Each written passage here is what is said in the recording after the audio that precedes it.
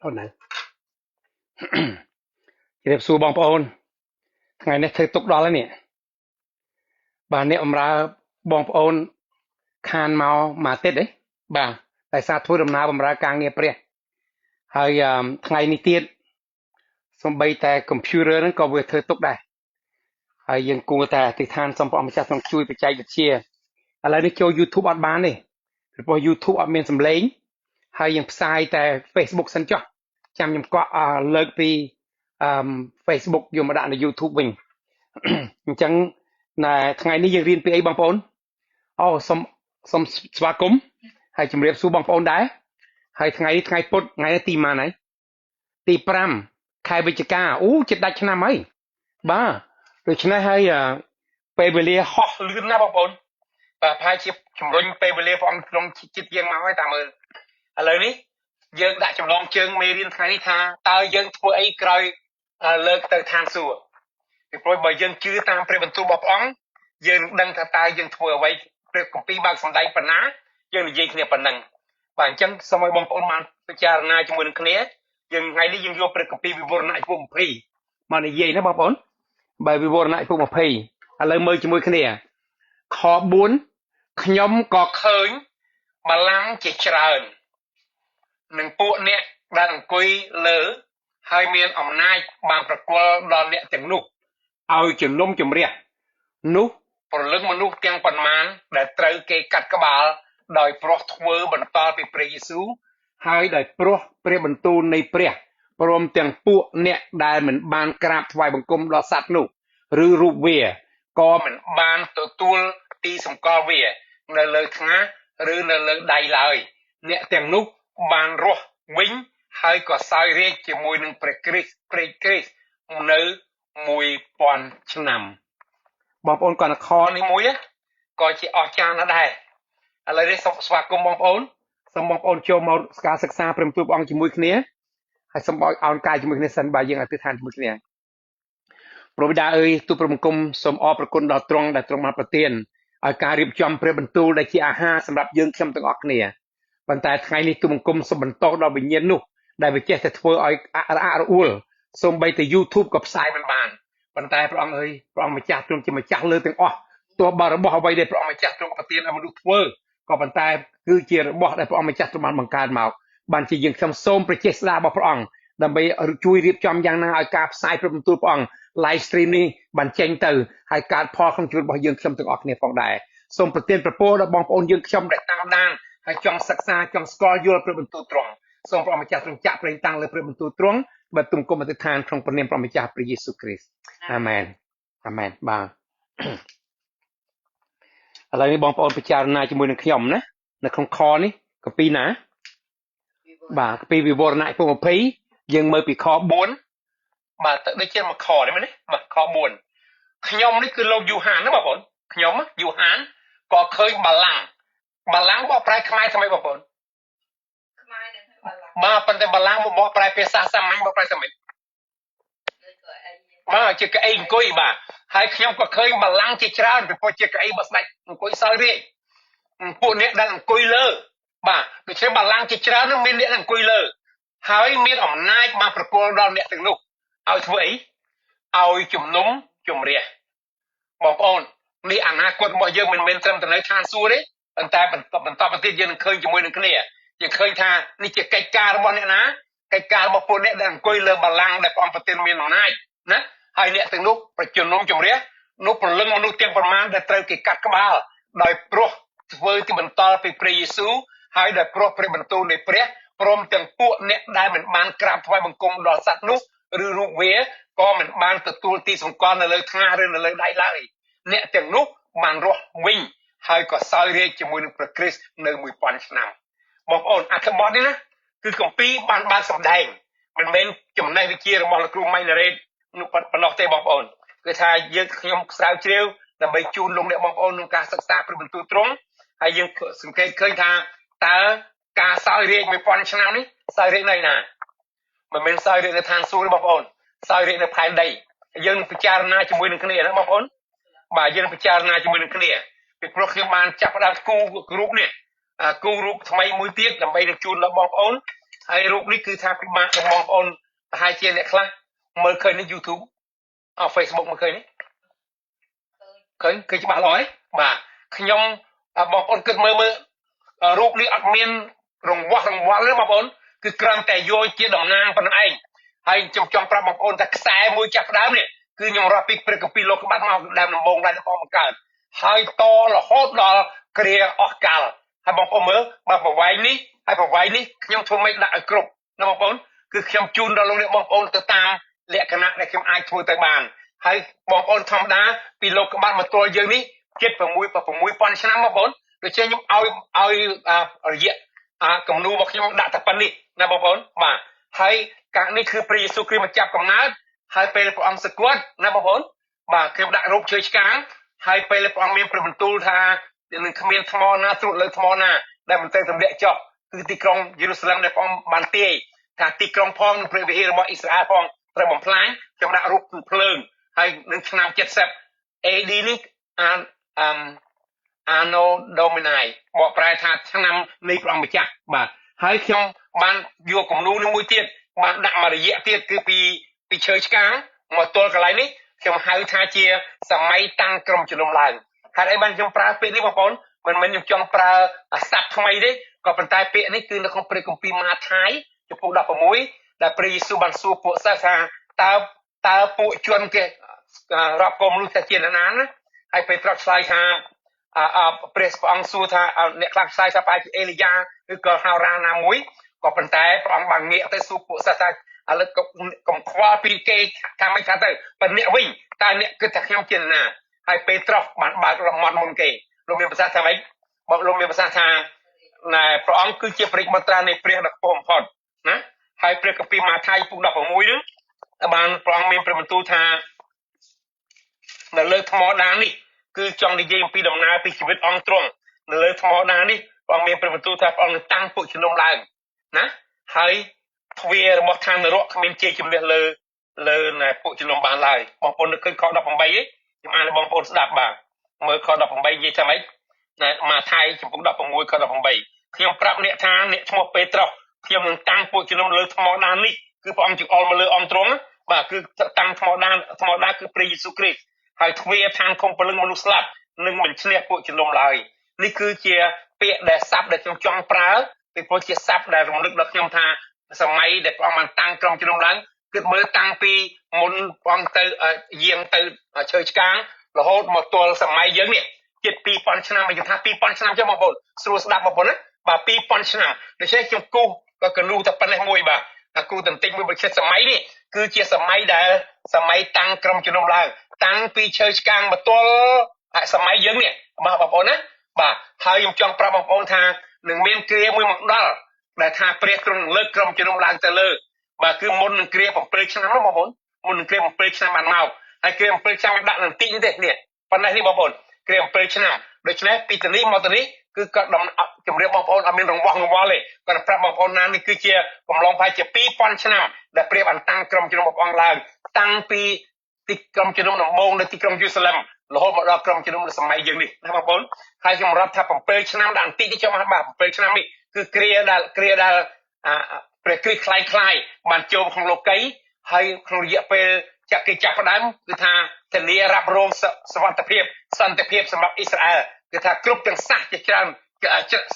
ននៅលើផែនដីបានចុះហត្ថលេខាជាមួយគ្នាប៉ុន្តែ3ឆ្នាំកន្លះក្រោយមកវាបានក្បត់ពាក្យសន្យាហើយបានចូលក្នុងគ្រាវេទនាយ៉ាងធំនេះបាទហើយខ្ញុំចង់ប្រាប់បងប្អូនថាជំនឿរបស់ខ្ញុំដែលជាអ្នកស្រាវជ្រាវព្រះបន្ទូលព្រះអង្គគឺថាមិនមែនតែខ្ញុំម្នាក់ទេប៉ុន្តែមានមនុស្សមានជំនឿជាច្រើនទៀតដែលខ្ញុំស្រាវជ្រាវដែរគ្រូកងវេជាច្រើនទៀតដែលបានជឿថាព្រះអង្គទ្រង់លើកពួកជំនុំរបស់ព្រះអង្គឡើងទៅណាបងប្អូនបាទព្រះអង្គលើកពួកជំនុំព្រះអង្គឡើងទៅមុនគ្រាវេទនាបានមកដល់ដូច្នេះខ្ញុំដាក់ព្រួយនេះប្រាប់ថាគ្រាដែលព្រះអង្គម្ចាស់ទ្រង់លើកពួកជំនុំរបស់ព្រះអង្គឡើងទៅបាទសូមតបងប្អូនខ្ញុំចង់សេរីទៅបន្តិចបាទសេរីកន្លែងបន្តិចនេះឲ្យស្រួលមើលបន្តិចបាទស្ដាយដែរបាទឥឡូវយើងមើលជាមួយគ្នាណាបងប្អូនបាទឥឡូវយើងត្រឡប់មកវិញបាទថ្ងៃនេះមេរៀនសង្ឃឹមតែមិនវែងពេកមិនចង់ឲ្យបងប្អូនធុញថប់ទេបាទឥឡូវយើងមើលជាមួយគ្នា បាទដូចនេះចង់ប្រាប់បងប្អូនថាម្ដងទៀតខ្ញុំគូកនូនេះអត់មានរង្វាស់ទេបងប្អូនអត់មានទេបាទគឺចាប់ផ្ដើមពីលោកក្បាត់រហូតដល់ចុងផុតផែនរហូតដល់ចុងផុតផែនដីឬក៏ឲ្យរហូតអស់កាលគ្រាអស់កាលជានិច្ចបាទម្ដងទៀតពីលោកក្បាត់មកទល់ឈើឆ្កាងណាបងប្អូនហើយពីឈើឆ្កាងមកទល់ថ្ងៃដែលព្រះម្ចាស់ទ្រង់អនុញ្ញាតឲ្យព្រះគ្រីស្ទខ្លាំងៗមកសោយរាយលើផែនដី7ឆ្នាំប៉ុន្តែមុនគ្រាមកដល់ជំនឿរបស់ខ្ញុំគិតថាព្រះទ្រង់បានលើកពួកជំនុំឡើងទៅផុតទៅបាទលោកដល់គ្រា7ឆ្នាំបានជាប់ព្រះពួកជំនុំវិលមកវិញជាមួយនឹងព្រះយេស៊ូវបាទនេះ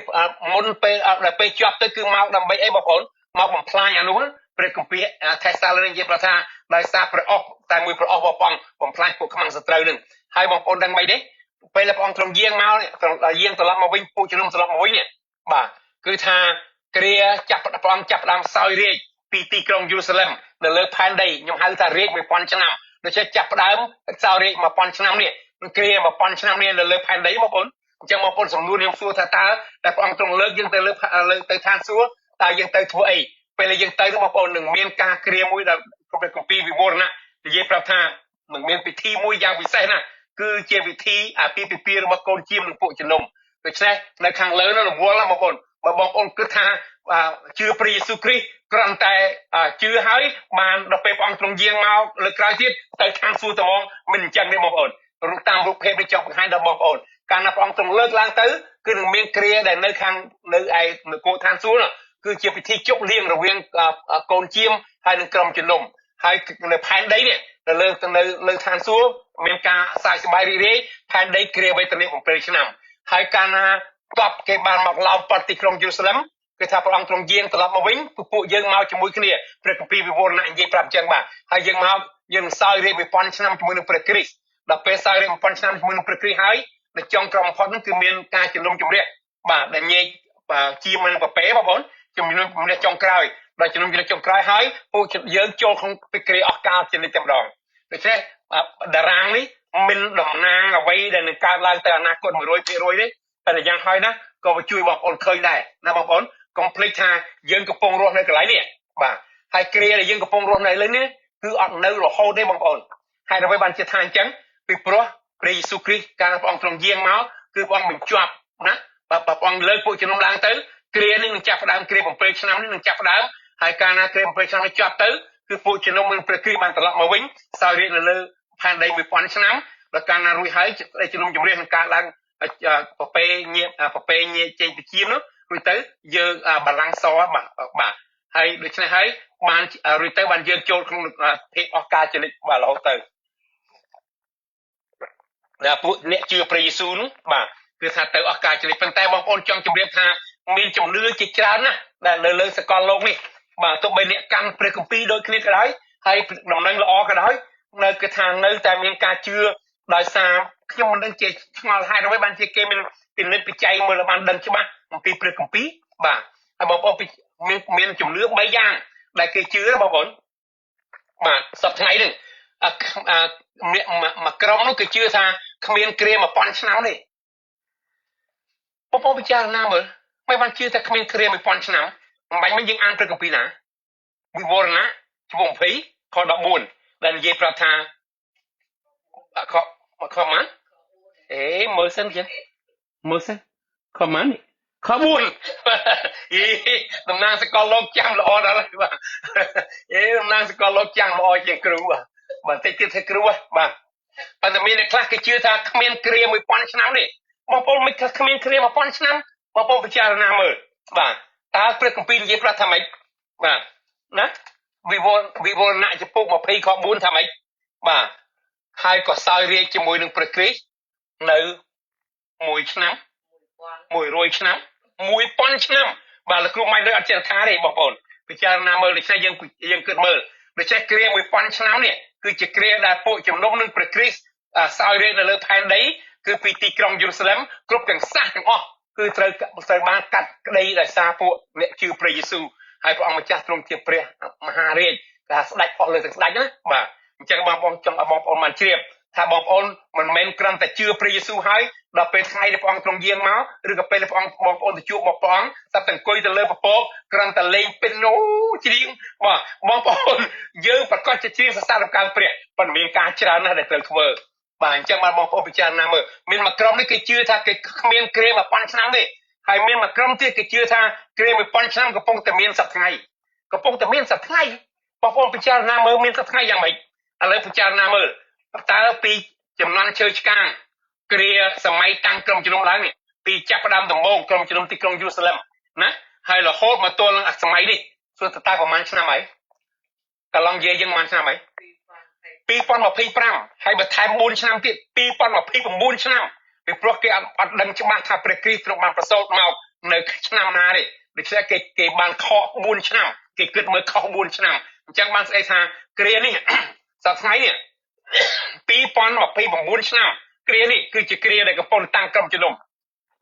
ហើយសួរលោកអ្នកបងប្អូនសិនដែលជាសិស្សរៀនព្រះបន្ទូលព្រះអង្គជាមួយនឹងខ្ញុំសួរថាតើគ្រាតាំងក្រុមជំនុំឡើងនេះនឹងត្រូវជាប់ឬមួយក៏នៅទៅរហូតបើអ្នកដែលជឿថា1000ឆ្នាំហ្នឹងបងប្អូន1000ឆ្នាំគឺកំពុងមានលើផែនដីពីព្រោះនគររបស់ព្រះអង្គមានក្នុងជីវិតរបស់យើងក្នុងចិត្តរបស់យើងនគររបស់ព្រះបានកើតនៅក្នុងជីវិតរបស់យើងអ្នកគេថាអញ្ចឹងមែនខ្ញុំមុនខ្ញុំជឿគេដែរពីព្រោះខ្ញុំគិតថាកាលណាខ្ញុំជឿព្រះអង្គទៅគឺខ្ញុំជាអ្នកម្នាក់នៅក្នុងនគររបស់ព្រះប៉ុន្តែមិនដូច្នោះទេបងប្អូនពីព្រោះព្រះគម្ពីរបាននិយាយប្រាប់ថាម៉េចបាទព្រះគម្ពីរបាននិយាយប្រាប់ថាម៉េចបាទបាននិយាយប្រាប់ថាហេតុអីបានជាអីណាយនោះបាទវាអត់ថយក្រោយបាទអត់ថយក្រោយឲ្យខ្ញុំបងប្អូនគិតមើលសម្រាប់បច្ចេកវិទ្យាហ្នឹងក៏មិនធ្វើទុកខ្ញុំដែរ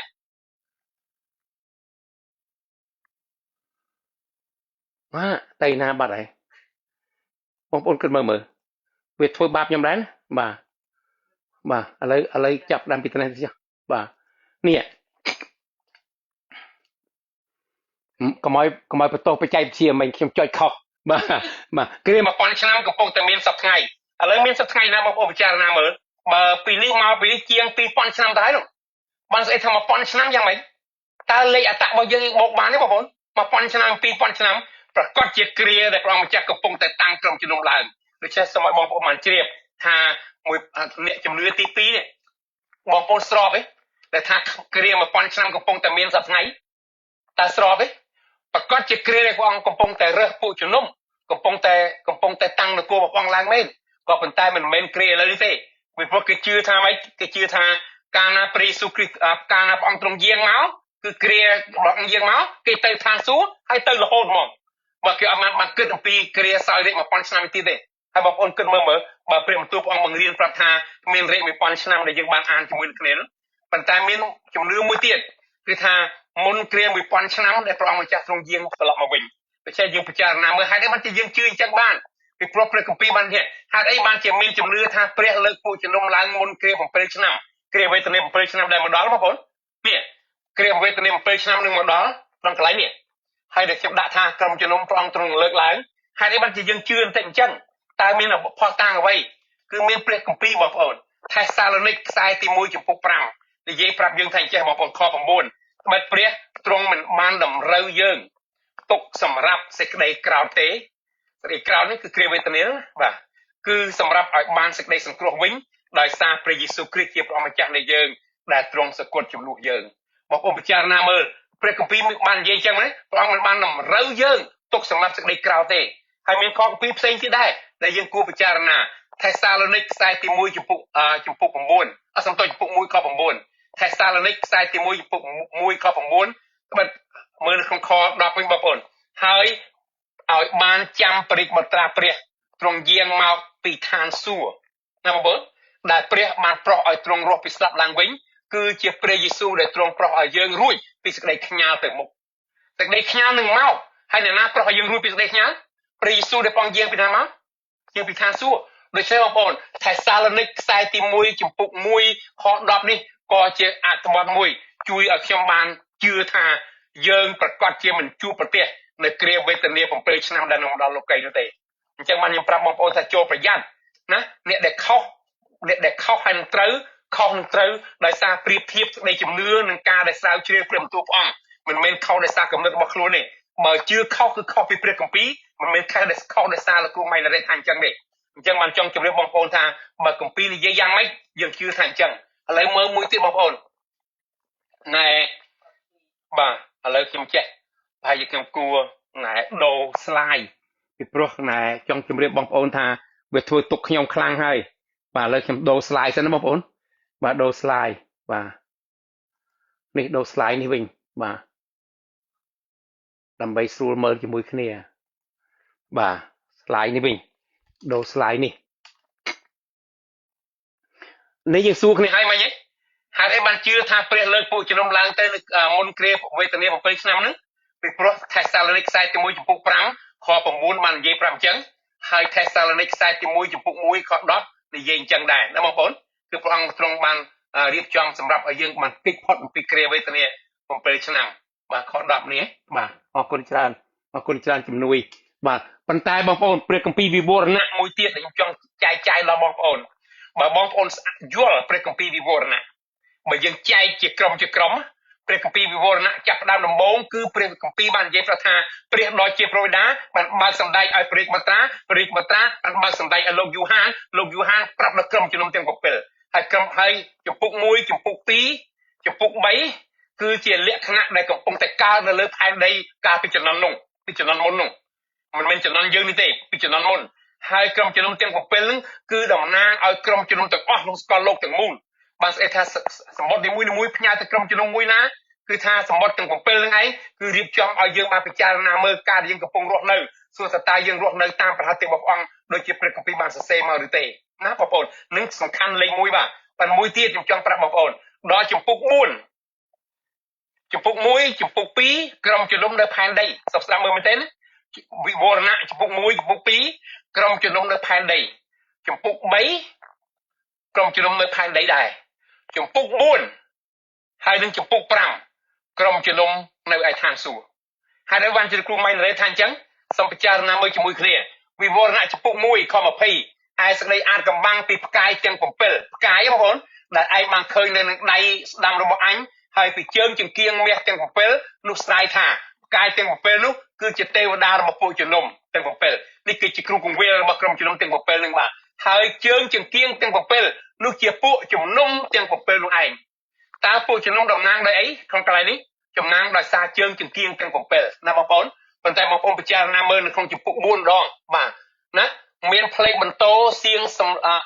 សំឡេងនិងផ្គរឡាន់ចេញពីបល្ល័ង្កមួយនោះមកក៏មានចង្គៀង7ឆេះនៅពីខាងមុខនោះគឺជាវិញ្ញាណទាំង7របស់ព្រះចង្គៀង7មុននេះយើងរៀនជាមួយគ្នាក្នុងចំពុក1ថាម៉េចចង្គៀង7គឺជាពួកជំនុំដល់ចំពុក4ចង្គៀង7នៅណានៅឯឋានសួគ៌ណាបងប្អូនឥឡូវយើងមើលចំពុក5ម្ដងខ9ពួកទាំងនោះក៏ច្រៀងទំនុកមួយថ្មីថាពួកទាំងនោះពួកណានេះគឺចាស់ទុំ24ហើយបងប្អូនអានក្នុងព្រះគម្ពីរឲ្យបានច្បាស់របស់ចាស់ទុំ24តំណាងអ្នកណាសូមពិចារណាបងប្អូនពិចារណាមើលណាពួកទាំងនោះគឺពួកចាស់ទុំទាំង24ហ្នឹងក៏ច្រៀងទំនុកមួយថ្មីថា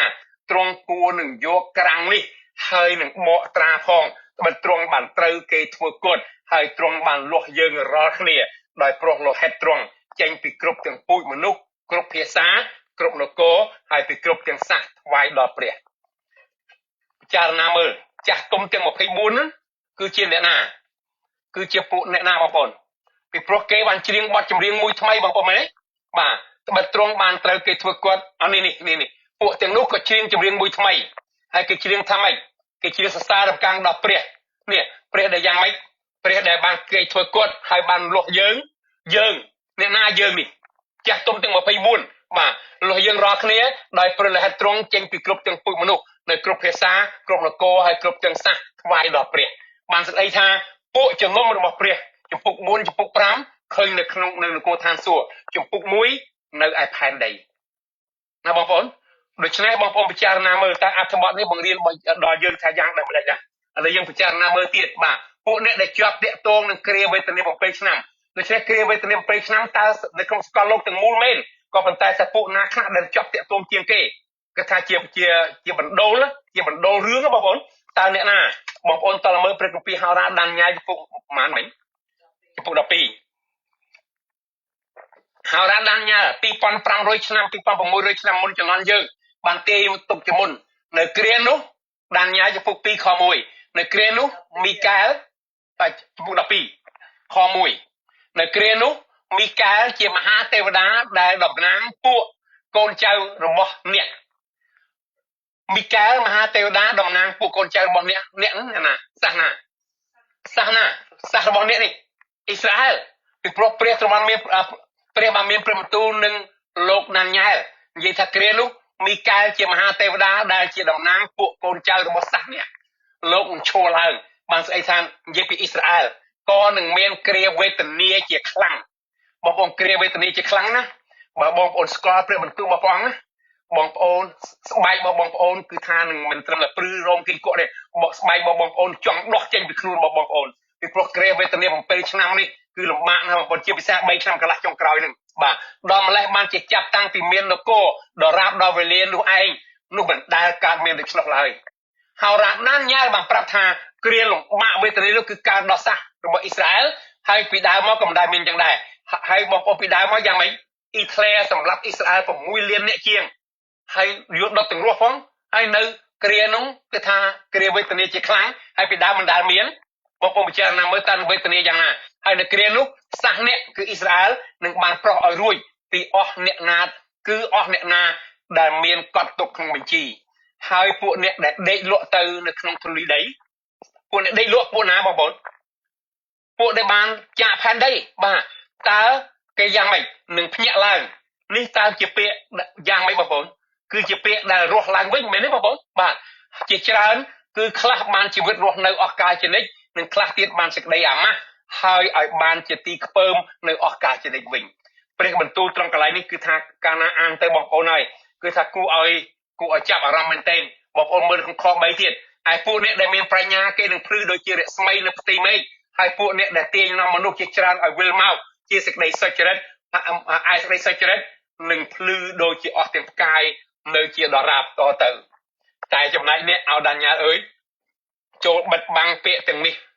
ហើយបិទត្រាសិភៅនេះទុកដរាបដល់គ្រាចុងបំផុតបងប្អូនគ្រាចុងបំផុតគ្រាណាគ្រាដែលមនុស្សជាច្រើននឹងខំរកមនុស្សជាច្រើនដែលដើរពេះពេញផែនដីហើយចំណេះនឹងបានចម្រើនឡើងសប្តាហ៍ថ្ងៃនេះបងប្អូននេះគ្រាន់តែប្រអប់ទូចមួយណាSamsungក៏ដោយភាសាទូរស័ព្ទហ្នឹងនៅអាមេរិកនេះគេហៅ Samsung ហើយនៅស្រុកខ្មែរគេហៅ Samsung បាទដូច្នេះទោះបើទូចមួយក៏ដោយ iPhone ក៏ដោយឬមួយក៏ Nokia ក៏ដោយតូចមួយបងប្អូនប៉ុន្តែមានឥទ្ធិពលចម្រើនណាស់បាទបងប្អូនចង់ជម្រាបបងប្អូនយើងអត់មានឱកាសបកស្រាយរឿងហ្នឹងទេប៉ុន្តែសូមឲ្យបងប្អូនមកមើលណាព្រះគម្ពីរអីបងប្អូននេះរបៀបសរសេរគម្ពីរសារបៀបថ្មីមិនមែនស័ព្ទថ្មីទេមកពីខ្ញុំវាយគីខុសបាទព្រះគម្ពីរហៅគ្រានេះថាជាគ្រាយ៉ាងម៉េចយេរេមៀចំពុក30ខ7សូមកត់ទុកបងប្អូនយេរេមៀចំពុក30ខ7ដែលនិយាយប្រាប់ថាវោហើយត្បិតថ្ងៃនោះជាថ្ងៃគួរស្បើមដល់ម្លេះបានជាគ្មានថ្ងៃណាមួយឲ្យដូចឡើយនោះគ្រាវេទនារបស់ពួកយ៉ាកុបនោះជាគ្រាវេទនារបស់ពួកយ៉ាកុបនេះគឺពួកយ៉ាកុបណាពួកយ៉ាកុបបាទយ៉ាកុបដែលព្រះអង្គអាចារ្យបានដូរឈ្មោះឲ្យទៅជាអ៊ីស្រាអែលគ្រាដែលលំបាកហ្នឹងព្រះអង្គឲ្យឈ្មោះថាគ្រាវេទនារបស់ពួកយ៉ាកុបប៉ុន្តែគេនឹងបានប្រោះឲ្យរួចចេញពីគ្រានោះហើយអ្នកដែលព្រះអង្គដែលកោតខ្លាចដល់ព្រះហ្នឹងគឺគេអាចនឹងបានប្រោះរួចពីគ្រានោះដូច្នេះគ្រាវេទនាយ៉ាងធំហ្នឹងបងប្អូនប្រហែលនាទីហើយម៉ោងប៉ុន្មានហើយចិត្តកន្លះម៉ោងមិនចាស់បើអញ្ចឹងមានបន្ថែមលបឿនទេបាទមិញ